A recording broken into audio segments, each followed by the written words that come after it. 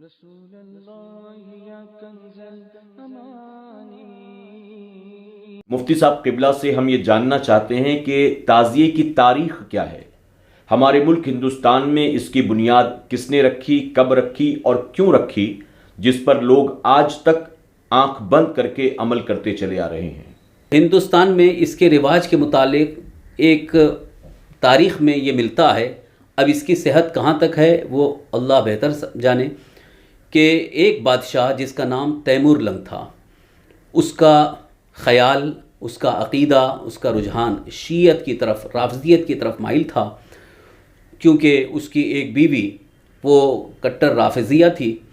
تو اس کا معمول تھا کہ ہر سال یہ محرم الحرام میں خاص طور پر یوم عاشوراء کو کربلا جایا کرتا تھا، عراق جایا کرتا تھا۔ ایک سال جب بیمار ہوا، جانے کی طاقت نہیں تھی، تو اس کو یہ مشورہ دیا گیا اس کے وزیروں نے یا اس کی بیوی نے کہ یہیں پر ان کے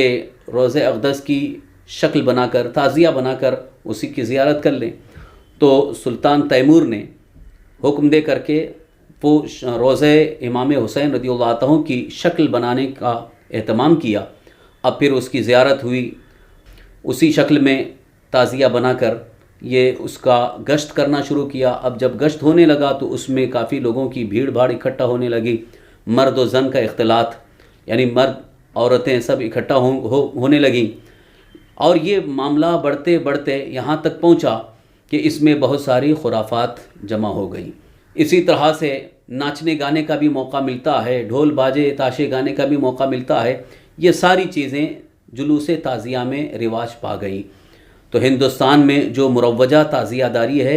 اسی بنیاد پر اکابر علماء اور ہمارے بزرگان دین نے اس کو سخت ناجائز و حرام اور بدعت شنیعہ قرار دیا۔ بدعت سیئہ ہے، اور اس میں کسی طرح سے بھی اس کا تعاون نہ کیا جائے، اس کی مدد نہ کی جائے، بلکہ اس کو مٹانے کی کوشش کی جائے، کیونکہ سرکار دو عالم صلی اللہ علیہ وسلم کا فرمان عالی شان ہے کہ تم میں سے جو کوئی کسی بری چیز کو، خلاف شرع چیز کو دیکھے، اسے ہاتھ سے روکے، اور جس کو ہاتھ سے روکنے اور ختم کرنے کی طاقت اور استطاعت نہیں ہے وہ زبان سے روکے، اور جس کو زبان سے روکنے اور اس کو ختم کرنے کی استطاعت نہیں ہے وہ دل سے برا جانے، اور یہ ایمان کا سب سے کمزور درجہ ہے۔ اب اگر اس سلسلے میں کچھ لوگ کہیں ادھر ادھر سے کچھ روایتیں لا کر کے جواز کا ثبوت پیش کرتے ہیں، یا اگر یہ کہتے ہیں کہ اس سے شوکت اسلام ظاہر ہوتی ہے، اس سے سنیت باقی رہتی ہے، اس سے ہمیں سنیت کا فروغ ملتا ہے، یہ سراسر جہالت ہے، اس لیے کہ کسی بدعت سے اسلام کا فروغ نہیں ہے بلکہ سنتوں سے اسلام کا فروغ ہے۔ سرکار دو عالم صلی اللہ تعالی وسلم کی سنتوں کو زندہ کرنا یہ باعث ثواب ہے، بدعت کی ایجاد یا بدعتوں کو فروغ دینا یہ سخت حرام ہے۔ اللہ کے رسول صلی اللہ علیہ وسلم نے صاف طور پر ارشاد فرمایا، من احدث فی امرنا ھذا ما لیس منہ فہو رد،